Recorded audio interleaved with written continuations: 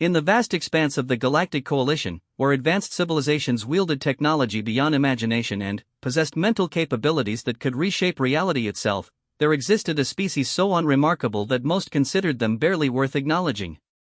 Humans, those strange bipedal creatures from a backwater planet called Earth, were dismissed as cosmic accidents. They couldn't manipulate energy with their minds like the Etherians, didn't possess the collective consciousness of the Hive Nexus, and lacked the technological mastery that the Quantum Lords had perfected over millennia.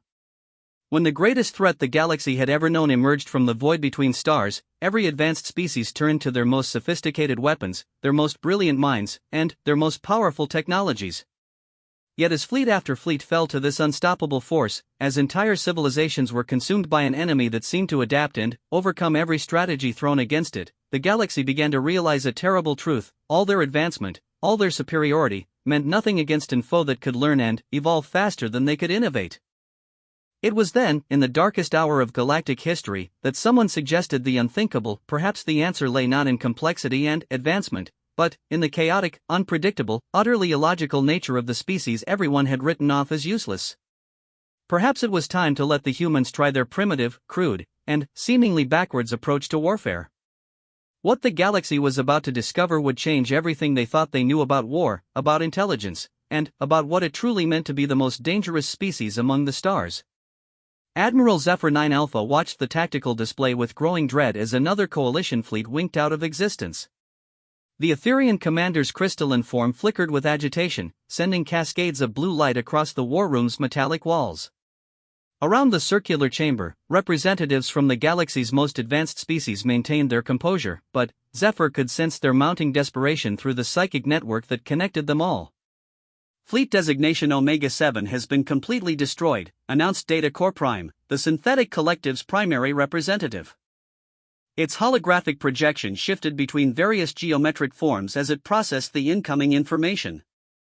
Enemy adaptive capabilities exceed all previous calculations. Our quantum weaponry proved ineffective after the first engagement. The Hive Nexus representative, a writhing mass of interconnected organisms known as Unity of Purpose, pulsed with frustrated energy. Our collective consciousness attempted to overwhelm their command structure, but they appear to have no centralized neural network to target. Each unit operates independently while somehow maintaining perfect coordination. Zephyr 9 Alpha felt the familiar weight of command pressing down on its consciousness. For 3 cycles, the Coalition had thrown everything they had at the entity they'd designated as the Consuming Dark, a force that had emerged from the void between galaxies and begun systematically devouring entire star systems. Every strategy, every weapon, every technological marvel the galaxy's greatest minds could devise had failed spectacularly. Status report on remaining fleet assets, Zephyr commanded, though it already knew the answer would be grim. Quantum Lord Superior, whose species had mastered space-time manipulation itself, materialized fully into the chamber rather than maintaining its usual dimensional phase shift. This alone spoke volumes about how dire their situation had become. We have approximately 37% of our original military capacity remaining. At current loss rates, we estimate complete fleet destruction in 14 standard cycles. The war room fell silent. 14 cycles. 14 cycles before the most advanced coalition of species in galactic history would be reduced to defenseless worlds waiting for consumption. Perhaps, ventured a small voice from the corner of the chamber, it is time to consider alternative approaches. All eyes turned toward the source of the comment. Ambassador Sarah Chen, the lone human representative, sat quietly in her designated chair, a simple metal construct that looked laughably primitive compared to the floating energy matrices and biomechanical interfaces used by the other species. She was small, fragile-looking, with brown hair tied back in a practical ponytail and wearing what the other species had learned was called a military uniform, a concept that amused most of them, given that humans were essentially considered a non-military species. The human speaks, Quantum Lord Superior observed, its tone carrying what humans might have recognized as condescension. What alternative could your species possibly offer that our combined intellects have not already considered? Sarah stood, and, despite her diminutive stature compared to most beings in the room, something in her bearing commanded attention. With respect, Quantum Lord Superior, you've been thinking like advanced civilizations. You've been using sophisticated strategies, complex technologies, and elegant solutions. Because those are the tools of effective warfare, Unity of Purpose replied, its voice a harmony of thousands speaking as one. Primitivity is not a virtue in combat. Maybe not, Sarah said, walking to the central tactical display. But, sometimes the best way to catch a genius is to think like an idiot. She gestured to the display showing the Consuming Dark's latest advancement pattern. Look at how they move. They analyze your tactics, adapt to your weapons, evolve past your strategies. But, what if there were no tactics to analyze? What if there was no pattern to predict? Zephyr 9 Alpha's crystalline form shifted to a more attentive configuration. Explain your meaning, human. Every species in this coalition fights with precision, logic, and predictable doctrine. Your Etherian forces use perfectly coordinated energy manipulation. The synthetic collective employs calculated probability matrices. The Hive Nexus operates through collective decision-making. Even the Quantum Lords follow established principles of space-time warfare. Sarah paused, meeting each representative's gaze, or the equivalent, in turn. The enemy adapts because they can predict what logical beings will do next. And humans are not logical beings? Data Core Prime queried, its projections cycling through analytical configurations. Not in the way you understand logic, Sarah replied. Human military doctrine is built on controlled chaos. We call it combined arms warfare, but it's really just organized confusion. We use primitive kinetic weapons alongside energy shields, employ psychological warfare next to conventional tactics, and make decisions based on intuition as much as analysis. The room buzzed with what could only be described as polite skepticism. These were beings who could manipulate reality at the quantum level, who shared thoughts across light years instantaneously, who had built technologies that could reshape matter itself. The idea that primitive human tactics could succeed where their advanced methods had failed seemed absurd. Furthermore, Quantum Lord Superior added, humans possess no significant military assets. Your species has contributed exactly 3 outdated starships to the Coalition fleet. True, Sarah acknowledged. But, we have something else. We have approximately 2 billion humans scattered across 47 different colony worlds, all of them with basic military training, all of them volunteers, and all of them really angry about this invasion. Zephyr 9 Alpha processed this information. Human military doctrine was indeed primitive by Coalition standards. They still used projectile weapons, chemical explosives, and relied heavily on individual initiative rather than centralized command. Their ships were crude metal constructs powered by fusion reactors instead of the elegant energy matrices favored by advanced species. Your proposal is to deploy human ground forces? Unity of Purpose asked, its harmonious voice carrying undertones of disbelief. My proposal is to let humans do what we do best, Sarah replied. Fight dirty, think creatively, and improvise solutions that no sane being would ever consider. She turned back to the tactical display. The Consuming Dark adapts to sophisticated threats. Let's give them something unsophisticated. The chamber fell silent as the Coalition's greatest military minds processed this unprecedented suggestion. Use primitive tactics against an enemy that had overcome their most advanced strategies? Deploy an essentially pre-spaceflight species against a threat that had consumed entire star systems? The risk is enormous, Zephyr 9 Alpha finally stated. Human casualties would be catastrophic. Admiral, Sarah said quietly, we're already facing extinction. The difference is whether we die hiding behind our advanced friends or die fighting on our own terms. She straightened her uniform. Besides, you might be surprised what humans can accomplish when everyone expects them to fail. Data Core Prime's projection stabilized into a complex analytical matrix.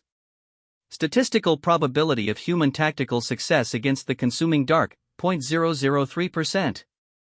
I've seen humans beat worse odds, Sarah replied with something the other species had learned to recognize as a smile, a peculiar human facial expression that could indicate either friendliness or imminent violence. Quantum Lord Superior phased partially out of normal space, a sign of deep contemplation. The proposal has merit, if only because our current strategies have proven entirely ineffective. However, deploying human forces would require modification of our standard tactical frameworks. No, Sarah said firmly. That's exactly the opposite of what I'm suggesting. Don't modify anything. Don't try to make us fit your tactical frameworks. Just point us at the enemy and let us figure out how to break them.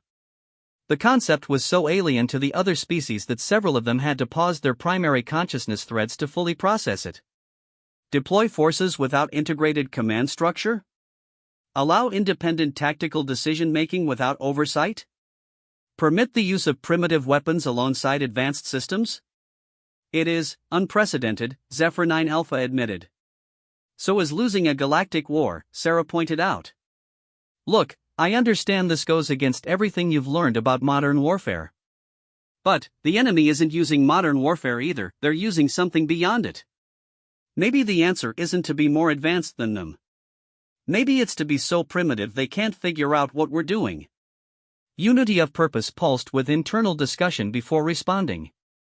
The human logic is troubling. But our current approach has yielded only defeat. Perhaps desperate times require desperate measures. Or desperate stupidity, Data Core Prime added, though its tone seemed to carry what humans might recognize as amusement. Zephyr 9 Alpha made the decision that would change the course of the war. Very well. The Coalition approves the deployment of human forces under independent tactical command. However, we will not commit significant Coalition assets to support this experiment. Fair enough, Sarah replied. We'll use our own ships, our own weapons, our own people. All we need from you is transportation to the front lines and tactical intelligence about enemy positions. And when your primitive tactics fail? Quantum Lord Superior asked. Sarah's smile took on what the other species would later learn to recognize as a particularly dangerous quality. Then, you can have the satisfaction of saying, "I told you so," right before the consuming dark devours us all. As the War Council dispersed, each species returning to their respective commands with deeply mixed feelings about this unprecedented decision, Sarah remained behind to study the tactical displays. The consuming dark had consumed 17 star systems, destroyed hundreds of fleets, and seemed utterly unstoppable. But they had never faced humans before. And humans, as the galaxy was about to discover, had a talent for making the impossible look easy, usually through methods that made advanced civilizations question the nature of intelligence itself. The first human transport ships would launch within 24 hours, carrying soldiers armed with weapons their alien allies considered museum pieces, tactics their alien allies considered suicide, and an approach to warfare that their alien allies couldn't even begin to comprehend. The consuming dark had adapted to face the galaxy's most advanced military forces. They were about to discover that adaptation becomes significantly more difficult when your enemy's strategy is organized madness guided by species that had learned to fight by breaking every rule of civilized combat. The real war was about to begin. Colonel Marcus Rodriguez stood on the bridge of the UES determined, watching the twisted wreckage of what had once been the Etherian 7th Fleet drift past their viewport. The human ship, a blocky, utilitarian vessel that the Coalition species had politely described as charmingly primitive, moved through the debris field with careful precision. Around him, his command crew worked at stations that looked like antiques compared to the flowing energy interfaces used by their alien allies. "How many ships in that fleet?" Rodriguez asked his tactical officer. "Sensors indicate approximately 400 vessels, sir," Lieutenant Commander Park replied from her station. "All destroyed." Scorch patterns suggest the engagement lasted less than 6 minutes. Rodriguez nodded grimly. The Etherians had been the Coalition's most effective fleet commanders, their ability to coordinate energy-based attacks through psychic networks making them formidable opponents. If the consuming dark could eliminate an entire Etherian fleet in 6 minutes, conventional tactics were clearly useless. Fortunately, Rodriguez had stopped using conventional tactics the moment he'd left Earth's solar system. "Sir," called out his communications officer, "we're receiving a transmission from Admiral Zephyr 9 Alpha. They want a status update on our positioning." "Tell the Admiral we're exactly where we're supposed to be," Rodriguez replied, then paused. "Actually, tell them we're exactly where we're not supposed to be, but that's the point." The communication officer, Sergeant Lisa Okafor, had served with Rodriguez long enough to simply nod and translate that into something approaching diplomatic language before sending the message. The human command crew had learned to work around their commander's tendency toward what other species considered deliberately obtuse tactical planning. "Enemy contact bearing 27 Mark IV, announced the sensor operator. Distance, 30,000 kilometers and closing. Rodriguez studied the tactical display showing the approaching consuming dark forces. Unlike the elegant, purposeful designs favored by coalition species, these ships look like they had been grown rather than built, organic curves and flowing surfaces that seemed to shift and change even as he watched. How many vessels? Difficult to determine, sir. The formations keep morphing. Estimated between 50 and 80 ships, but the count keeps changing. Because they're adapting their formation to counter whatever tactics they think we'll use, Rodriguez mused. Good thing we have no idea what tactics we're going to use either. His executive officer, Major Sarah Kim, looked up from her station. Sir, should we alert the coalition forces standing by in adjacent sectors? Absolutely not, Rodriguez replied firmly. The moment we follow standard protocol, we become predictable. The moment we become predictable, we become space dust like every other fleet that's faced these things. The human bridge crew exchanged glances that might have seemed nervous to an outside observer, but which Rodriguez recognized as anticipation. These were soldiers who had volunteered for what every strategic analysis indicated was a suicide mission. They were here because someone had finally given them permission to fight the way humans actually fought, without rules, without elegant solutions, and without any guarantee that their methods would make sense to anyone including themselves. Enemy vessels have entered optimal engagement range, the tactical officer reported. There, sir, they're just sitting there. Rodriguez studied the display. The consuming dark ships had indeed stopped, maintaining a precise formation at exactly the distance where their weapons would be most effective while remaining outside the range of standard coalition weaponry. They're analyzing us, he realized. Trying to figure out what we are, what we're capable of, how we'll attack. Orders, sir? Rodriguez grinned, an expression that his crew had learned meant their commanding officer was about to do something that would either be brilliant or catastrophic, and possibly both. Fire everything we've got at absolutely nothing. The bridge fell silent. Sir, the tactical officer asked carefully. You heard me, Lieutenant. Full weapons spread, maximum intensity, targeted at empty space approximately 15 degrees off their port formation. Make it look like we're trying to hit them, but our targeting systems are malfunctioning. Major Kim stared at her commander. Sir, that will waste most of our ammunition and reveal all our weapons capabilities to the enemy. Exactly, Rodriguez replied cheerfully.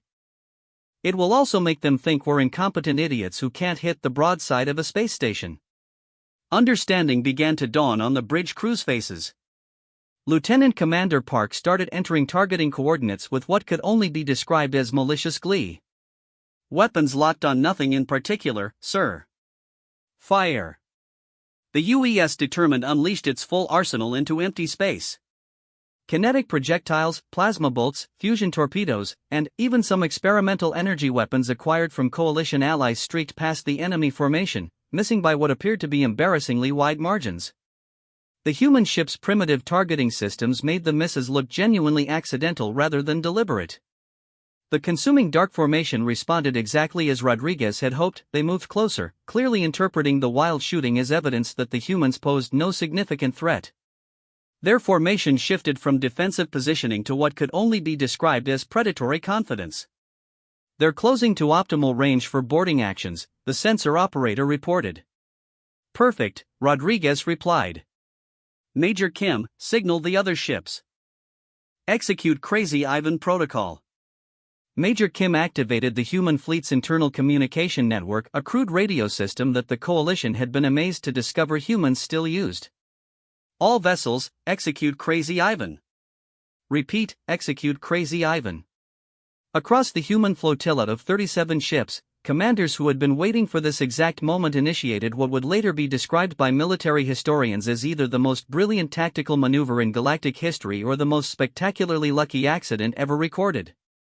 The human ships suddenly broke formation in what appeared to be complete panic. Vessels scattered in all directions with no apparent coordination, some ships spinning wildly as if their navigation systems had failed, others appearing to collide with each other before bouncing apart. To any observer, it looked like the human fleet had suffered complete systemic failure and was disintegrating into chaos. The consuming dark forces, interpreting this as confirmation that these primitive vessels were helpless, moved in for what they clearly expected to be an easy victory. Their ships accelerated toward the scattered human vessels, weapons charging for what would normally be a quick execution of disabled enemies. They had never encountered humans before, so they had no way of knowing that appearing to be helpless was one of humanity's oldest and most effective tactical approaches. The lead consuming dark vessel moved to within 2 kilometers of the UES determined, close enough for boarding operations. Its organic-looking hull began to shift and change, opening what appeared to be docking ports. "Now," Rodriguez said quietly. The UES Determine's hull exploded outward in a carefully controlled detonation that had been pre-installed before leaving Earth. But, instead of destroying the ship, the explosion revealed that the vessel's outer hull had been a disguise. Underneath was a ship bristling with weapons, armor, and systems that the initial scans had completely missed. Across the flotilla, 36 other human ships underwent similar transformations. Cargo vessels revealed themselves as heavily armed destroyers. Transport ships deployed hidden weapon systems. What had appeared to be civilian evacuation craft suddenly sprouted military-grade shields and began launching attack drones that had been concealed in their cargo holds. But the real surprise wasn't the hidden weapons, it was what happened next. Instead of engaging in the long-range, elegant combat favored by advanced species, the human ships immediately moved to point-blank range and began what could only be described as brawling. Ships rammed into each other. Crews in armored suits used cutting tools to breach enemy hulls. Some human vessels actually grappled with enemy ships using mechanical clamps and began firing weapons directly through their hulls. The consuming dark forces, which had adapted to counter sophisticated tactics and elegant strategies, found themselves facing something they had never encountered before: space combat that resembled a bar fight more than a military engagement. Boarding teams away, Major Kim reported as armored human soldiers launched themselves directly from the UES Determine's airlocks toward enemy vessels. They weren't using sophisticated teleportation technology or elegant insertion pods, they were literally throwing themselves across space using small maneuvering thrusters and hoping for the best. Rodriguez watched his tactical display as the carefully ordered engagement devolved into what military analysts would later term controlled mayhem. Human ships were taking damage, but they were inflicting even more. The enemy's adaptive capabilities seemed to be struggling with opponents who changed tactics not because of sophisticated strategic analysis, but because individual human commanders kept thinking of new ways to cause trouble. "Sir," the communications officer called out, "we're receiving reports from across the flotilla. The enemy ships aren't adapting to our tactics." "Because we don't have tactics," Rodriguez replied, watching as one of his destroyers used its main engines to ram an enemy vessel while simultaneously firing all weapons at point-blank range. "We're just making it up as we go along." The battle continued for 18 minutes, an eternity compared to the 6-minute destruction of the Etherian fleet. But, unlike previous engagements, the humans were not only surviving, they were winning. Enemy vessels that had proven capable of adapting to any strategy found themselves unable to counter approaches that changed every few seconds based on individual human initiative rather than central command. When the last consuming dark vessel finally fell silent, the human flotilla found itself floating amid debris and wreckage, their ships battered but intact. Across the fleet, damage reports indicated casualties but not the total annihilation that had befallen every other coalition force. "Status report," Rodriguez requested. 14 ships with significant damage, 23 with minor damage, 0 total losses, Major Kim reported. "Enemy casualties, total fleet destruction." Rodriguez nodded, then activated the fleet communication system. "All vessels, this is determined actual. Well done, people. Now let's get ready for the next round, because you know they're going to send more ships to figure out what the hell just happened here." As the human flotilla began regrouping and conducting field repairs using techniques that would have horrified coalition engineers, Rodriguez reflected on what they had accomplished. They hadn't won through superior technology or brilliant strategy. They had won by being so unpredictable that an enemy designed to adapt couldn't figure out what to adapt to. The consuming dark had learned to counter every form of civilized warfare the galaxy could offer. But nobody had ever taught them how to counter deliberate, organized insanity guided by a species that treated military doctrine as a suggestion rather than a rule. And this was just the beginning. General Elena Vasquez crouched behind the twisted remains of what had once been a Quantum Lord defense installation, her rifle trained on the approaching consuming dark ground forces. Around her, 200 human soldiers occupied defensive positions that would have made any coalition military strategist weep with frustration. They were scattered across the battlefield with no apparent pattern, using weapons that belonged in museums, and communicating through hand signals and shouted commands instead of sophisticated battle networks. And, somehow, they were winning. "Contact front, 2 o'clock, whispered Sergeant James Washington, pointing toward a cluster of moving shadows that seemed to flow rather than walk. "Looks like they're advanced scouts." Vasquez studied the approaching enemy through her scope. The consuming dark ground forces were as alien as their ships, biomechanical entities that seemed to shift and adapt their forms as they moved. Intelligence reports indicated they could analyze defensive positions and modify their approach in real time, making conventional defensive strategies useless. "How many?" she asked. "Hard to tell, ma'am. They keep splitting apart and recombining. Could be 20 units, could be 5 units that look like 20. Vasquez nodded.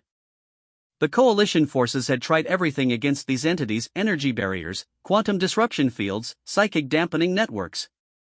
All had failed because the enemy adapted faster than defenses could be modified. But humans had never been particularly concerned with conventional defenses. "Pass the word," she ordered quietly. "Initiate Protocol Murphy." Sergeant Washington grinned as he began relaying the order through the human chain of command. Protocol Murphy was named after the ancient human military principle that anything that can go wrong will go wrong, and was designed to make that principle work for them instead of against them. Across the battlefield, human soldiers began implementing what coalition observers would later describe as deliberately dysfunctional tactical positioning. Instead of establishing clean fields of fire and mutually supporting defensive zones, the humans scattered into positions that appeared random. Some soldiers moved to locations with no tactical value whatsoever. Others positioned themselves in spots that would normally be considered compromised or untenable. The consuming dark forces approached cautiously, their forms shifting as they analyzed the human positions. Vasquez could almost see their adaptive processes working, identifying firing lanes, calculating defensive capabilities, preparing countermeasures for what appeared to be a standard defensive deployment. They were about to discover that nothing about human military doctrine was standard. "Initiate Phase 1, Vasquez commanded into her radio. The first thing that happened was that 30% of the human defensive positions simply disappeared. Not destroyed, not overrun, they just stopped existing as defensive positions as the soldiers occupying them picked up their weapons and moved somewhere else entirely. Some headed toward positions that made no tactical sense. Others began moving in directions that took them further from the enemy rather than closer.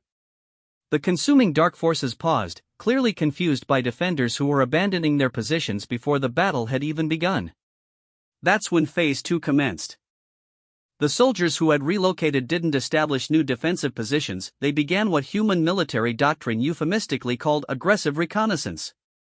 In practical terms, this meant they started attacking the enemy from directions that defied every principle of civilized warfare. Some launched frontal assaults against superior numbers. Others began flanking maneuvers that took them directly through areas the enemy controlled. A few simply ran straight at the consuming dark forces while firing wildly and shouting what coalition linguists would later identify as colorful human expletives. The enemy forces, designed to adapt to logical military behavior, found themselves unable to counter attacks that violated basic principles of tactical sanity. "Vasquez to all units," the general called into a radio. "Execute Phase 3. Time to show them how we really fight." Phase 3 was where human military doctrine stopped resembling anything the rest of the galaxy would recognize as warfare and started resembling what could only be described as weaponized chaos. The remaining soldiers in the original defensive positions opened fire, but not at the approaching enemy forces. Instead, they began shooting at the landscape around the enemy, collapsing buildings, destabilizing rock formations, creating avalanches and explosions that served no apparent tactical purpose except to make the battlefield as unpredictable as possible. Simultaneously, human engineers who had been concealed in positions that served no defensive value began detonating charges they had placed throughout the area. But, instead of targeting enemy forces directly, they were reshaping the entire battlefield, creating new cover, eliminating old cover, and generally ensuring that neither side could predict what the terrain would look like from one moment to the next. The consuming dark forces found themselves fighting in an environment that changed faster than they could adapt to it, against enemies whose tactics shifted not according to strategic planning but according to individual human initiative and what coalition observers would later term aggressive improvisation. "Ma'am," Sergeant Washington called out, "enemy forces are attempting to establish a rally point in Sector 7. "Not anymore, they're not," Vasquez replied, raising her rifle. But, instead of targeting the enemy forces directly, she aimed at a human-placed explosive charge position to bring down a communications tower that would fall directly onto the rally point. The tower collapsed in a shower of sparks and twisted metal, forcing the consuming dark forces to scatter just as Corporal Martinez emerged from a concealed position and began attacking them with what appeared to be a modified mining tool. "Is Martinez using a plasma cutter as a weapon?" Washington asked incredulously. "Officially, that's an improvised breaching device," Vasquez replied. "Unofficially, Martinez figured out that industrial equipment works just as well as military equipment if you're creative about it." This was the fundamental difference between human military doctrine and the elegant warfare practiced by advanced civilizations. While other species developed sophisticated weapons for specific tactical situations, humans had a tendency to repurpose whatever was available into implements of destruction. Coalition forces used precision energy weapons designed for optimal effectiveness. Humans used construction tools, mining equipment, and kitchen utensils if that's what happened to be handy. The battle continued for 3 hours, which was approximately 2 hours and 55 minutes longer than any previous ground engagement with the consuming dark. But, unlike every other coalition defeat, the humans weren't just surviving, they were advancing. Enemy forces withdrawing from sectors 4 through 9, reported Lieutenant Chen from her position in what had once been a civilian apartment building but was now serving as a sniper's nest, command post, and impromptu medical station. "Pursuing," called out Captain Johnson, whose unit had begun chasing the retreating enemy forces using a combination of military vehicles, commandeered civilian transports, and what appeared to be jury-rigged construction equipment. Vasquez watched the tactical display on her handheld device, a primitive piece of equipment that nonetheless provided a clear picture of the engagement. The consuming dark forces, which had never retreated from a ground engagement in their entire campaign against the coalition, were falling back in what could only be described as confusion. "General," her radio crackled with a transmission from orbit, "this is Admiral Chen on the UES Relentless. We're observing the engagement from above. Are you actually winning down there?" "Define winning," Vasquez replied, watching as her soldiers pursued the enemy using tactics that included but were not limited to direct frontal assault, flanking maneuvers through areas the enemy controlled, vertical attacks from building tops, underground approaches through sewer systems, and what appeared to be psychological warfare involving amplified recordings of human music. "I mean, are the enemy forces actually retreating from human ground troops?" "That's affirmative, Admiral. Turns out they don't know how to handle opponents who fight like they're making it up as they go along." "Because you are making it up as you go along." "Exactly," Vasquez confirmed. "The enemy adapts to strategy. We don't use strategy. We use what military historians will probably call tactical creativity guided by aggressive enthusiasm."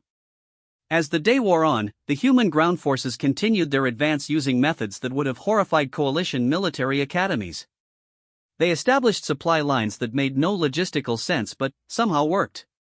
They created defensive positions in locations that violated every principle of military engineering but which proved nearly impossible for the enemy to assault.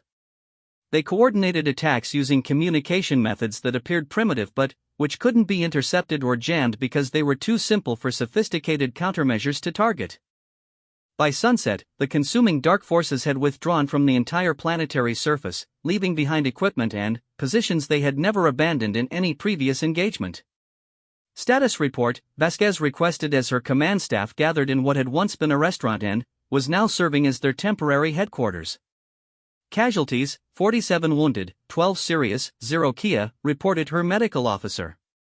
"Enemy casualties, unknown, but we're estimating approximately 60% of their ground forces either destroyed or abandoned their equipment during withdrawal." Vasquez nodded. 0 deaths against an enemy that had never failed to completely annihilate coalition ground forces. It wasn't because humans were better soldiers than Etherians or more advanced than synthetic collective units, it was because they fought in ways that made adaptation impossible. "Ma'am," Sergeant Washington approached with a grin, "the boys wanted me to ask, when do we get to do this again?" Vasquez looked around at her soldiers, tired, dirty, using equipment that was held together with improvisation and determination, but unmistakably victorious. They had done something every strategic analysis said was impossible. They had defeated the consuming dark in direct ground combat. And they had done it by fighting like humans, creative, stubborn, and completely unpredictable. "Don't worry, Sergeant," she replied. "Something tells me we're just getting started." Captain Maria Santos floated in her engineering suit outside the UES Defiant, watching her crew perform what the Coalition's best engineers had declared impossible. Around her, human technicians were literally rebuilding their ship while it flew through hyperspace, using techniques that violated approximately 17 different principles of advanced starship maintenance. Santos to engineering, she called through her suit's communication system. "Status report on the port engine modifications." "Well, Captain," came the voice of Chief Engineer Rodriguez, "the good news is that we've increased power output by 30%. The bad news is that we're using technology that shouldn't work, connected to systems that weren't designed to interface with each other, and the whole thing is held together with what the Coalition guys keep calling primitive welding techniques." Santos grinned inside her helmet. After 6 months of warfare against the consuming dark, human forces had developed a reputation for accomplishing impossible tasks through methods that made advanced civilizations question the nature of physics itself. "And it's working?" "Oh, it's working beautifully, ma'am. The Etherian technical advisor has been standing in my engine room for 3 hours trying to figure out how we're generating stable power from a configuration that should explode the moment we turn it on. Tell Ambassador Zephyr 9 Alpha that human engineering follows the principle of if it's stupid but it works, it's not stupid," Santos replied, watching as her crew completed modifications that would allow their ship to carry twice as much firepower while maintaining the appearance of a simple transport vessel. The human fleet had evolved rapidly since their first engagement with the enemy. While Coalition forces continued to lose ships to the consuming dark's adaptive capabilities, human vessels kept returning from battles not only intact but improved. They had learned to modify their ships in ways that made adaptation impossible, not because the modifications were sophisticated, but because they were so crude and improvised that no rational analysis could predict their capabilities. "Captain," her tactical officer's voice crackled through the communication system, "we're receiving a priority transmission from Admiral Chen. All human vessels are being recalled to Rendezvous Point Delta for what they're calling a strategic planning session." Santos pushed herself back toward the ship's airlock. Strategic planning sessions involving humans had become legendary throughout the Coalition, not for their elegance or sophistication, but for their tendency to produce battle plans that sounded like controlled insanity but somehow worked better than anything the galaxy's greatest military minds could devise. 2 hours later, Santos found herself aboard the UES Determined, sitting in a briefing room that had been cobbled together from 3 different ship compartments and looked like it had been designed by someone who had never heard of military protocol. Around the table sat 23 human ship commanders, along with a handful of Coalition representatives who attended these meetings with expressions that suggested they were watching a fascinating but incomprehensible alien ritual. Admiral Chen stood at the front of the room, where a holographic display showed the current strategic situation. The consuming dark had established a major stronghold in the Kepler system, using it as a staging ground for attacks against Coalition worlds. Every attempt to dislodge them had failed spectacularly. "Ladies and gentlemen," Chen began, "our Coalition allies have officially requested that we attempt to retake the Kepler system. Their strategic analysis indicates that this task is impossible using conventional methods." A murmur of what sounded suspiciously like anticipation ran through the human commanders. "How impossible?" asked Captain Williams from the UES Stubborn. "Completely impossible," Chen replied cheerfully. "The enemy has established defensive positions that can adapt to any attack strategy in real time.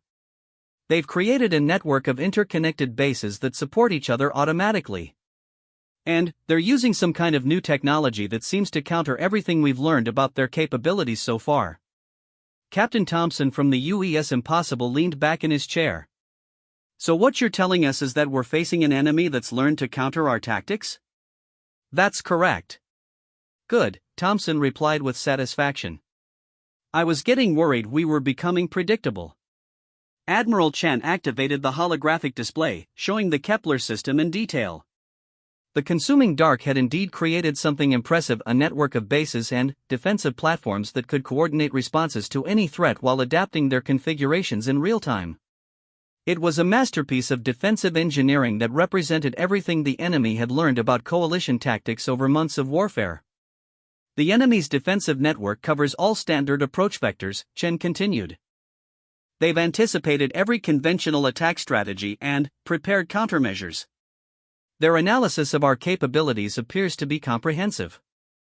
Their analysis of our capabilities, Santos mused, or their analysis of what they think our capabilities are? Chen's expression shifted to what his staff had learned to recognize as dangerous enthusiasm. That's an excellent question, Captain Santos. Because their analysis is based on 6 months of observing human naval tactics. But we've been changing our naval tactics every engagement, pointed out Captain Rodriguez from the UES Relentless. Exactly. They've analyzed 6 months of us constantly evolving our approach to naval warfare. What they haven't analyzed, Chen paused dramatically, is what happens when we stop using naval tactics entirely. The room fell silent as 23 human commanders processed this statement. Coalition representatives looked confused, but the humans were beginning to show expressions that their alien allies had learned meant trouble was imminent. Admiral, Captain Williams said slowly, are you suggesting we attack a fortified star system without using naval tactics? I'm suggesting we attack a fortified star system using something that isn't naval tactics at all, Chen replied. I'm suggesting we use human tactics. Captain Santos felt a familiar thrill of anticipation. Human tactics, as distinct from naval tactics, involved approaches to warfare that most civilized species considered evidence of mental illness. What did you have in mind? She asked. Chen activated a new holographic display showing detailed schematics of human ships. Our vessels can be modified to appear as civilian transports, mining vessels, or cargo haulers. The enemy's analysis has focused on our military capabilities, they've never analyzed our civilian capabilities. Understanding began to dawn around the table. We disguise our warships as civilian vessels, Captain Thompson said, approach their defensive network as non-combatants. And then, reveal our true nature once we're already inside their defensive perimeter, Captain Williams continued. But that's not the best part, Admiral Chen said with a grin that made several coalition representatives unconsciously move their chairs back. The best part is that we're not going to disguise warships as civilian vessels. We're going to convert actual civilian vessels into warships. The room erupted in excited discussion as human commanders began to grasp the full scope of what their admiral was proposing. Instead of using purpose-built military vessels modified to look civilian, they would use genuine civilian ships modified to function as military vessels.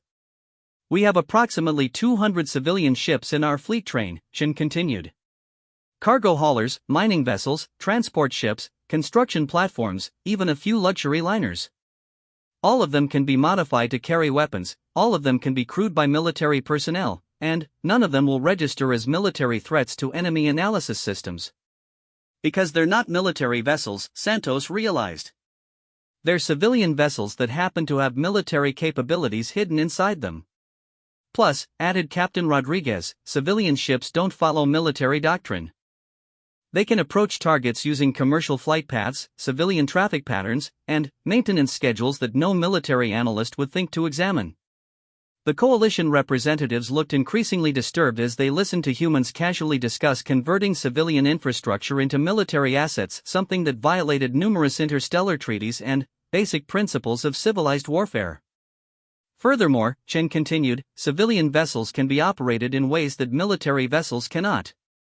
They can pretend to suffer mechanical failures, request emergency assistance, claim to be refugees fleeing the war zone, anything that gets them close to enemy positions without triggering defensive responses.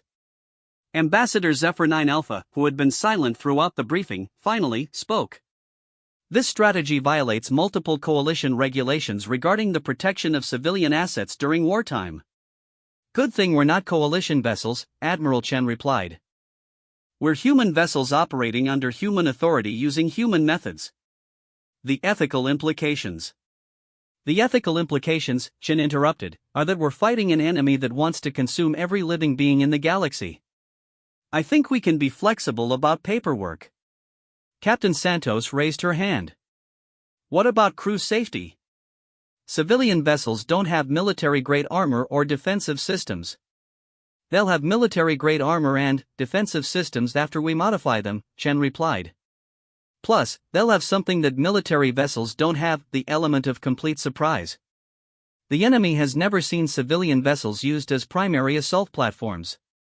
Because no sane species would use civilian vessels as primary assault platforms, Unity of Purpose commented, its harmonious voice carrying undertones of what humans had learned to recognize as fascinated horror. Exactly, Chen said with satisfaction. Which is why it's going to work. Over the next 4 hours, the human commanders developed what would later be called the Kepler Gambit, a battle plan that involved converting civilian infrastructure into military assets, approaching enemy positions under false pretenses, and initiating combat using methods that violated every principle of civilized warfare. Coalition representatives observed this planning process with a mixture of admiration and terror. They were watching humans develop tactics that could potentially end the war, but which also represented approaches to combat that challenged fundamental assumptions about the nature of civilization itself. The modified civilian fleet will approach Kepler system using standard commercial shipping routes, Chen summarized as the planning session concluded. They'll request normal civilian services, refueling, maintenance, cargo transfer authorization. Once they're inside the enemy defensive perimeter, they'll reveal their true capabilities and begin simultaneous attacks on all enemy positions. Estimated probability of success, asked Data Corps Prime. Unknown, Chen replied cheerfully. We've never tried anything this crazy before. That, Captain Santos realized, is exactly why it's going to work. As the meeting dispersed and human commanders returned to their ships to begin implementing modifications that would make civilian vessels into instruments of war, Admiral Chen reflected on how far human military doctrine had evolved since the beginning of the conflict. They had started by using primitive tactics against an advanced enemy. Now they were using impossible tactics against an enemy that had learned to counter everything else. The consuming dark had adapted to face every type of military force the galaxy could offer. They were about to discover what happened when humans stopped pretending to be a military force and started being what they had always been, a species that treated every rule as a suggestion and every impossible situation as an engineering challenge. Admiral Sarah Chen stood on the bridge of what appeared to be a battered cargo hauler named Commercial Venture, watching the Kepler system grow larger in the viewport. Around her, a bridge crew dressed in civilian clothing operated controls that looked like standard merchant vessel systems but had been extensively modified to coordinate what was about to become the largest and most audacious military operation in galactic history. Signal from the convoy, reported Lieutenant Martinez, who was disguised as a shipping coordinator. All vessels report ready for commercial operations. Chen nodded. Behind the Commercial Venture, 193 other civilian vessels approached the Kepler system using normal commercial shipping routes, broadcasting standard civilian identification codes, and following traffic patterns that had been in use for centuries. To any observer, they appeared to be a routine merchant convoy seeking to conduct business in the system. What observers couldn't see was that each vessel carried military crews, hidden weapons systems, and modifications that had been accomplished using engineering techniques the Coalition still didn't understand. Enemy response? Chen asked. Standard civilian processing protocols, Martinez replied. They're treating us as a normal merchant convoy. We're being assigned approach vectors for the commercial stations. Chen allowed herself a small smile. The consuming dark had spent months analyzing human military capabilities, learning to counter human naval tactics, and adapting to human strategic approaches. But they had never analyzed human civilian operations, because no sane military force would use civilian vessels as primary assault platforms. Which was exactly why the plan was going to work. Admiral, called out her communications officer, were receiving a transmission from System Traffic Control. They're requesting our cargo manifests and purpose of visit. Send them the prepared documentation, Chen ordered. that cargo manifests had been carefully created to show the convoy carrying construction supplies, medical equipment, and humanitarian aid, all of which was technically true, since human ships had been modified to carry construction supplies for building fortifications, medical equipment for treating casualties, and humanitarian aid for any civilians they might rescue during the upcoming battle. The fact that these same ships also carried enough concealed firepower to destroy a small fleet was simply not mentioned in the documentation. "Admiral," her tactical officer whispered, "we're approaching the outer defensive perimeter. Enemy sensors are conducting standard civilian vessel scans." Chen watched her tactical display as the human convoy passed through sensor nets that were designed to detect military threats. The scans revealed exactly what they were supposed to reveal: civilian vessels with standard civilian capabilities and standard civilian crews. Of course, the scans also missed the weapons systems hidden behind false bulkheads, the military equipment disguised as cargo, and the combat troops dressed as civilian crew members.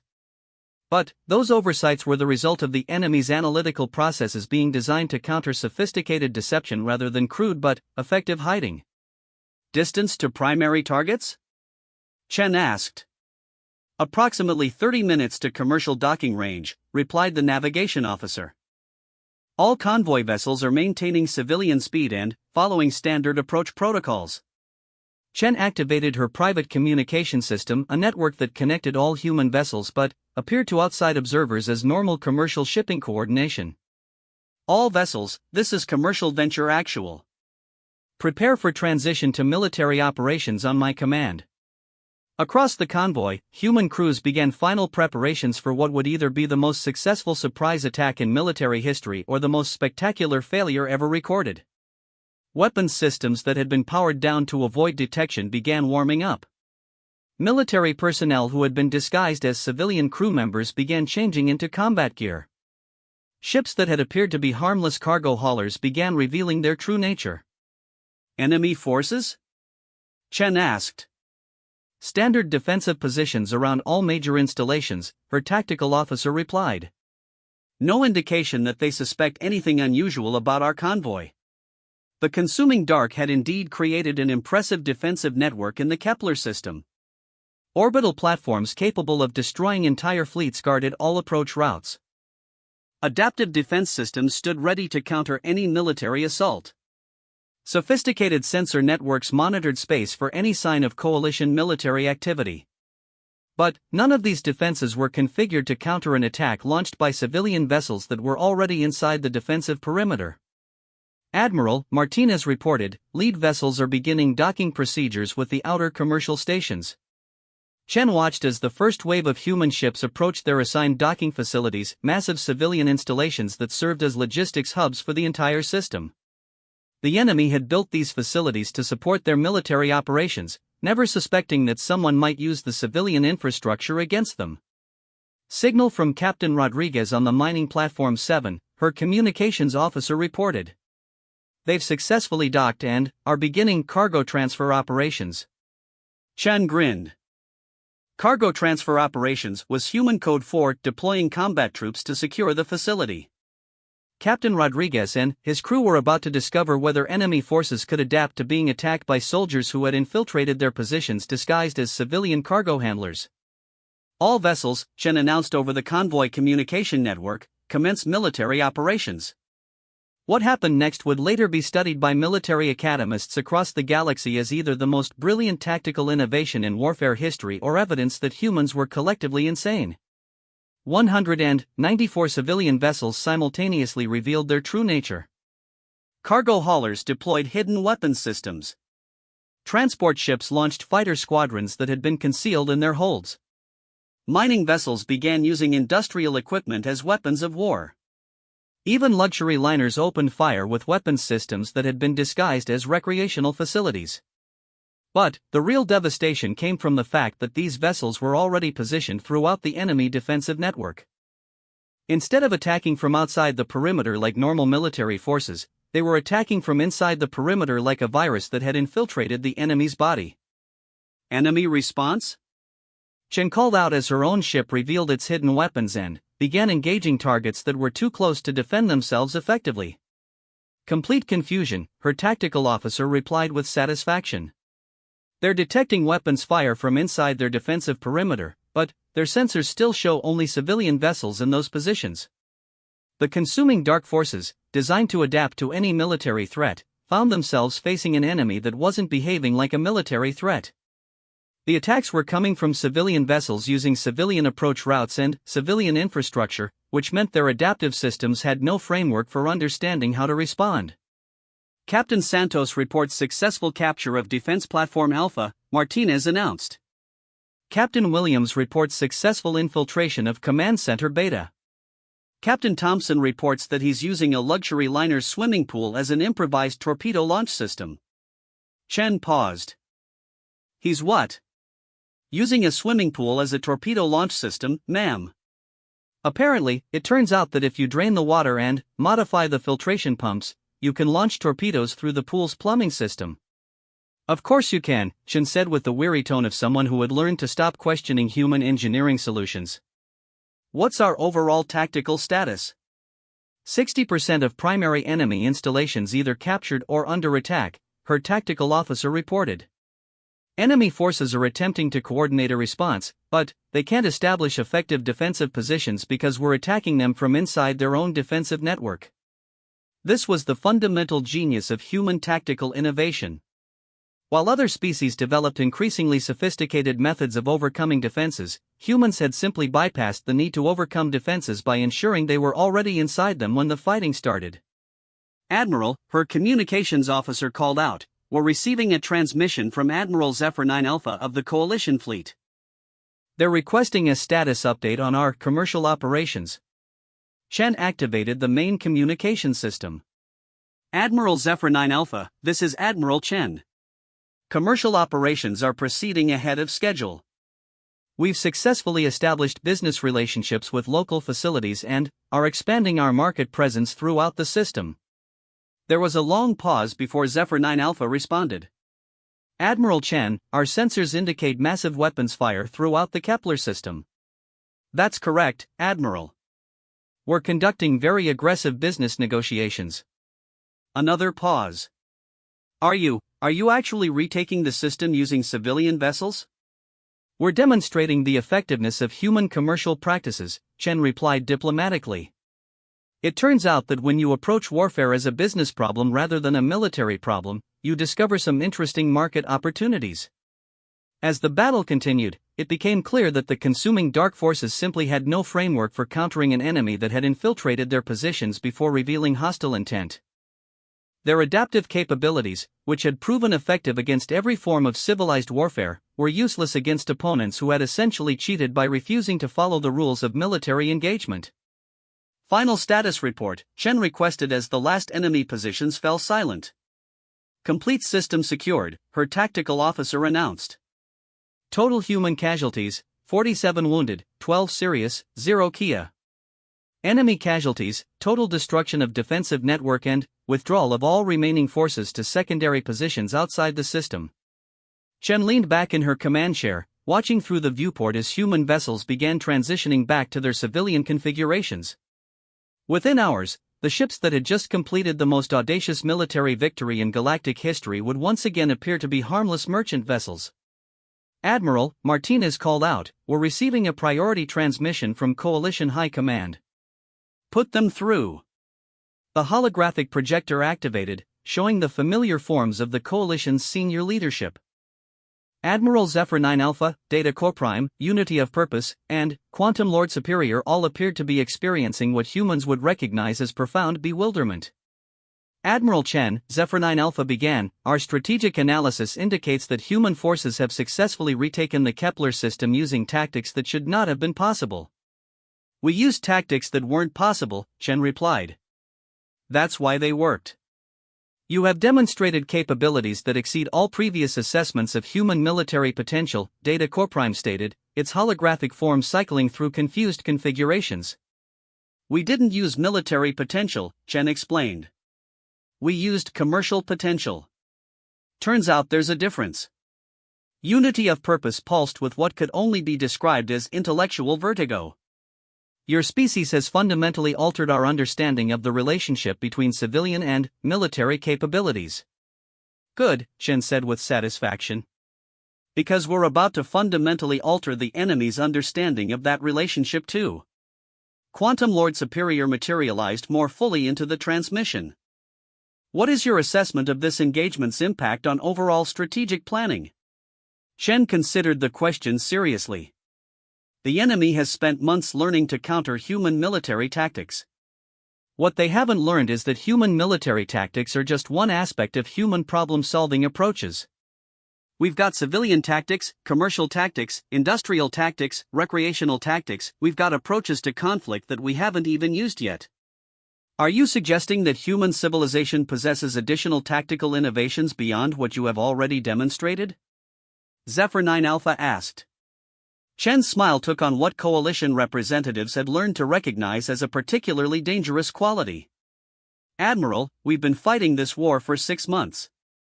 We're just getting warmed up. As the transmission ended and the coalition leadership began trying to process the implications of what they had witnessed, Chen turned her attention back to the tactical displays showing human vessels throughout the Kepler system. They had proven that the impossible could become routine when approached with sufficient creativity and complete disregard for conventional limitations. The consuming dark had adapted to counter every form of warfare the galaxy could offer. But they had never encountered a species that treated warfare as just another engineering problem to be solved using whatever tools happened to be available. And, as Admiral Chen began planning the next phase of human operations, she reflected on a truth that the enemy was only beginning to understand: they hadn't been fighting the human military. They had been fighting human civilization. And human civilization had resources, capabilities, and tactical approaches that no military analysis could possibly predict. The war wasn't over. But, for the first time since it had begun, the outcome was no longer in doubt.